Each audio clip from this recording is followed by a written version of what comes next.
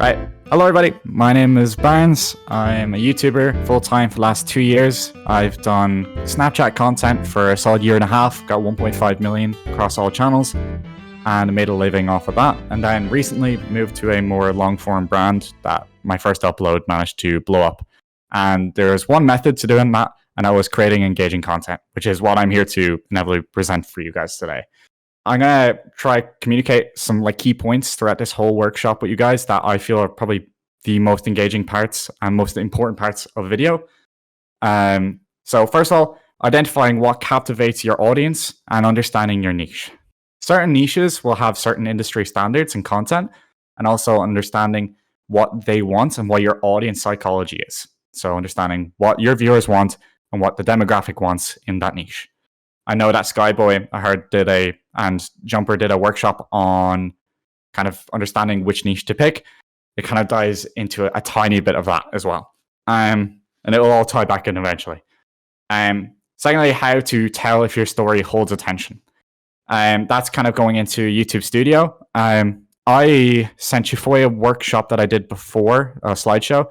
I don't know if you guys checked it out, but I'll recap everything again just so you understand what I'm talking about.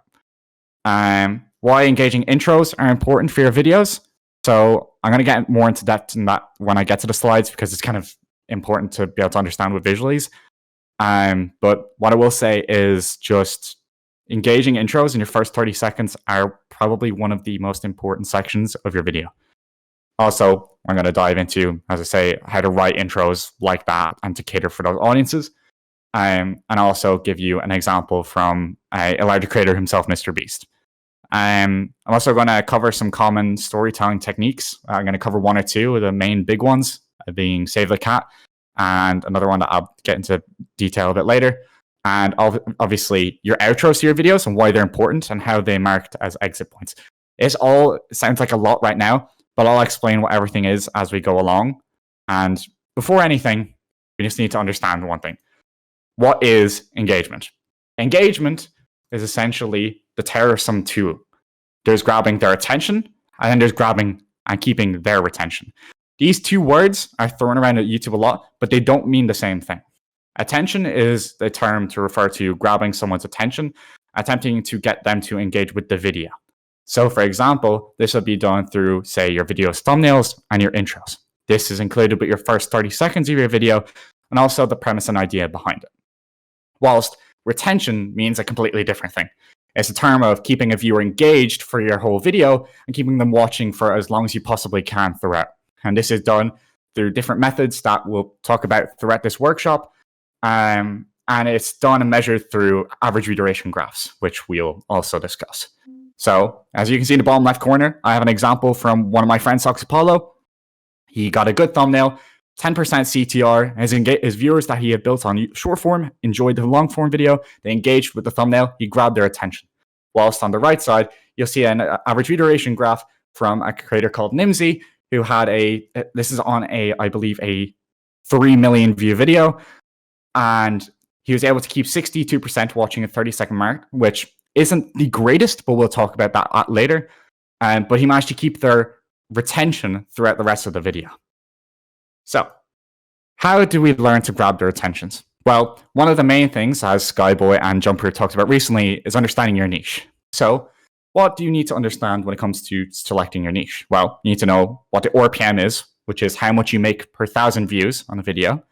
What the audience demographic is that you're trying to catch. So, say you're making fishing videos, for example.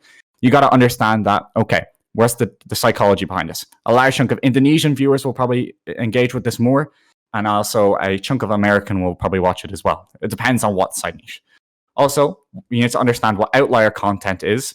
I'll explain that a little bit later, which is basically just an average mean of views. And obviously your competition, who you're going to be competing against in niche, and is there any space for another creator like you to be able to fit in. Then obviously you need to understand what the niche standards are, how to package your video. So, for example, that would include, say, your thumbnail and title and your first 30 seconds. Why is the content working in your niche? That is one of the most important parts. Why is other people's videos working in that niche? How can you take from that and improve on it? And obviously, as I said, I outline it twice because it is so important, understanding what the competition is, understanding the niche itself, and how do you tap into this, but also making it in a more unique way, if that makes sense. One thing is authenticity, which isn't something that can be really taught, but we'll talk about that in a bit later. So you're probably asking to yourself, how do you know if you're making a video right? Or how are you keeping their engagement? Well, as I said earlier, we talk about retention graphs. This is a feature in YouTube Studio that anyone can access on your videos, and it will basically show you how long the viewers are engaging, where they're leaving, where they're actually staying, usually which is a flat line, and also how many are still watching around the 30 seconds. So you can tell your first 30 seconds, okay, the viewers are engaging with this first 30 seconds. You can see, okay, the average view duration, they're watching for maybe average of 6 minutes on a 9-minute video, and obviously higher CTR, which is your click-through rate, which is how many people are a percentage of people clicking on your thumbnail. But also, let me outline how important the first 30 seconds is. I said this quite a few times already in like the first 5 minutes. It is vital for your videos. And it's that important itself that YouTube even highlights the importance of it in the first 30 seconds on the average view duration graph at the bottom. So you can see at the bottom, say for this example, 73% of the viewers are still watching around the 30-second mark, which is typical. That's exactly what you kind of need to understand. You really need to understand that the first 30 seconds are the most important, because the first 30 seconds will determine whether a viewer watches the video and engages with the video. And then later, when you're creating engaging content, as the workshop presents, you need to be able to keep that attention throughout the video. But in order to get that attention throughout the video, you need to gather it and get that attention in the first 30 seconds. The first 30 seconds, and even the first 5 seconds, are usually when a viewer will decide whether they want to watch a video or not. Because usually, I know a lot of people nowadays have very short-term attention spans, but soon enough that'll be changing, and more people will be looking towards longer videos. So maybe civilizations content on Minecraft, and like longer videos up to like maybe an hour. But I wouldn't be worrying about that right now. But what I will say is, how do we fix the first 30 seconds? Well, the largest creators, that's not proper English, but the largest creators in the industry, like say, for example, Mr. Beast, are using a rule of 3, which is in the first 30 seconds, they outline the premise, the stakes, and the twist. I'm going to give you 2 examples here, right? And this is 2 examples from 2 separate videos. The first one is a Mr. Beast video, and the second one is a video I made 6 years ago, okay? So let's say example for the Mr. Beast video. In the first, 2 sentences, he outlines a twist, a premise, and a stakes, adding value for the viewers themselves and engaging the viewer in the first 30 seconds. So I'm going to read it out, right? That helicopter is carrying a military squad. It's going to land right over there. If that squad hunts before the end of the day, they win $100,000. So you add a twist, which is there's a helicopter carrying a military squad, and it's going to land over there. That's just context. And premise, if that squad hunts me down before the end of the day, which is the premise that he's presenting in the thumbnail and packaging, they win $100,000. That's the stakes. That's what carries the motivation behind it and telling the story. And that will keep the viewers engaged throughout the rest of the video. Whilst, if you look at the other one, I'm not even going to read it. It's that bad. It's 6 years ago, me. I didn't have a clue what I was doing. And there's nothing that adds value for the viewer. So why would they keep watching? Why would they engage with the content? Well, they're not. That's the simplest format. So, storylines. After you've engaged your viewers in the first 30 seconds, you need to understand and give your video a storyline which allows for video progression. I can't understand how important, or I can't outline how important that word is, progression. Progression in a video is what keeps that attention throughout the rest of it. And in order to follow that progression, you can use certain formats, like, for example, Save the Cat. Save the Cat follows this simple structure, as you can see on the right side here, where we have a win, loss, a win, a loss, and a win, and then your closing image. So essentially, you have this win, the catalyst of the event. Oh, this is great. This is going well. And then suddenly something tears that away. So say, for example, Mr. Beast is making an Ender Dragon in Minecraft in real life. And suddenly he gets a call from someone saying he has to breathe fire. That's a debate that's going to bring back down the storyline. And you can bring that back up at a midpoint when you achieve what they've set for you, if that makes sense. This is one of multiple formats that you can use and story structures. Saved cat is the most well-known though. So there are certain formats you can use. Most, as I said, most well-known is Save the Cat. But you can also add value to your content with storylines and allows for video progression to vary itself. And you can have that win-loss, win-loss, win structure. And structuring a story allows for your video to have better flow, which in turn helps the video with pacing and progression. Pacing and progression go hand in hand together. If you can keep them engaged throughout the whole video by keeping them engaged with a good storyline, they'll keep watching because you've added value in the first 30 seconds and you're providing that value throughout the rest of the video. That's what the viewers want. Why does it matter to them? That's the big question. Why does it matter? The reason why is because you provided value first 30 seconds in your thumbnail, you've grabbed their attention and you've kept their engagement and retention throughout the rest of the video. So progression, as I said, progression is the most important part if it comes to holding retention. And videos without progression will kill that retention graph. If there's no progression, the video is not going to go anywhere. Why would the viewers keep watching? It doesn't make sense for them. So to prevent this, you can plan out your video with obviously planning out your title and thumbnail, otherwise known as your TNT. Title and thumbnail, engagement, grabbing their attention, and story, video structure, as I mentioned. You can also add twists and developments, like say for your structures, that help kind of keep that progression going. It doesn't go stale because you're adding something that adds stake to the video or changes the direction of it completely. Obviously, your story follows a pattern no matter what. No matter what way you do it, there will always be a pattern for how it follows. But don't be super repetitive. You can have a crisis, but don't have the same crisis twice, because that's not going to work. Obviously, what about your outro?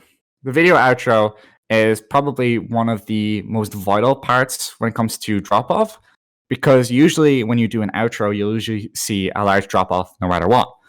And the reason why a lot of smaller creators struggle with this is because they drag out the ending of their video by far too long. And this mentality is what kills smaller creators, because you don't have any need to drag out your video. If you're dragging out your video, well, the viewers aren't going to engage with it because they know you're dragging it on. Why would they keep watching? And this is what we call an exit point. It's a point where viewers can exit and click off because they don't feel like they're being given any more value. This also can leave a poor taste in engaged viewers' mouths because they've been engaged for so long in the video, and suddenly now it's just poor. It's a poor ending and adds no value to the video ending, and it just feels poor. But progression within this is key, and as long as you keep that progression through to the outro, it's key. But be smart, not lazy. Don't drag out videos when you don't need to. Now, you're probably asking, how do I fix this with my content? How does all of this apply to me? How do I implement this? Well, it's really simple. You plan the video. Now, that seems a lot. It seems very rude and cruel to say, but let me explain it for you. If you organize a structure when you're making your video and make footnotes for yourself, so you understand how your video is going to go, how you plan to engage them, it usually just helps with the story itself. So you kind of understand where you're going to go with it and why it matters to the viewer. As long as you can find why it matters to the viewer and create that engaging story from A to B, that's what matters. Obviously, when you understand what makes engaging, it kind of makes it easier for you to be able to make the video itself and keep the viewers engaged themselves. Sometimes you don't even need fancy editing to be able to tell a good story. And that's actually why some videos right now are blowing up. This new storytelling method that's going around and has been for the last few months. I said it was going to come, and it did come, because it is so vital for a video. Obviously, you can also tie emotions and engage your idea with packaging you've made, so you can create this good storyline that's cohesive with your intro, first 30 seconds, and your title and thumbnail. And in the end, you've got the viewer's attention. Now it's your turn to keep that retention. So as you can see on the right side here, this is an example of one that I made for one of my first videos. And you can see that I had everything lined out, and I also had footnotes on the right side. If I hit show more, you would see that it's very long paragraphs of how I plan to tell it. That's the important part. And if you can do that, you're doing well. Yeah. Any questions? How do you plan out a video without making it scripted? Now, that's something that you kind of have to come up with yourself. you have an idea how your story's going to go, and you can base it off real life events, but just tell it in a certain way. It's how you present the story to the viewers that's what matters. So say you built the world's biggest house in Minecraft. Okay? And you've built it, you've recorded it. It's up to you to figure out a way to present that in a more engaging way. What should a call to action look like in an engaging video? A call to action doesn't have to be super long, but usually don't put it in your first, I would say, half your video. Putting a call to action in a halfway into a video or before is a terrible thing to do, mainly because you're not providing value for the viewers themselves. So why would they engage with your call to action if you haven't? What I will say is a good call to action just gives reasoning to why they should. Keep them engaged. You've engaged them. You've told them a good story. As long as it's not in the first 50 seconds, you've provided enough value. How do I find the time to make videos? That's something that I still struggle with to this day as a full-time creator, and I think most people do as well. What I will say is, if you're in school, don't push school aside. Balance is key. So as long as you can find that balance, that's really, really important. But what I will say is I did content creation when I was doing 13-hour school days. I was leaving at 6 o'clock in the morning and I was coming back at 7 o'clock at night. And I was still making videos. Can you we're allowed to unmute? Yeah, you are. Yeah. So I do have another question. It's kind of relating to your process on what would you call it? When you plan out like your chapters and stuff, that part. Yeah. I was wondering, how do you get in the right mindset to, come up with like what's the next step, like what's the stakes and the twist in your video? Do you like put on music, or it's just like it just comes naturally? So This is a little cheat code that I found myself that helped really emphasize my story, and that's picking really good music. If you can pick really good music, it sets a tone. So what I would say is just find the music, and if you can find the music, you're sorted. It kind of goes with the flow. It's something that I think I can't even teach myself, even though I've done this for this like sort of strategy for so long. But I think it's something that you just kind of pick up as you do it. The more you do it, the better you get at it. And the more you pick the songs beforehand, the better it will come out, if that makes sense. Yeah, that makes sense. Okay, thank you. No worries.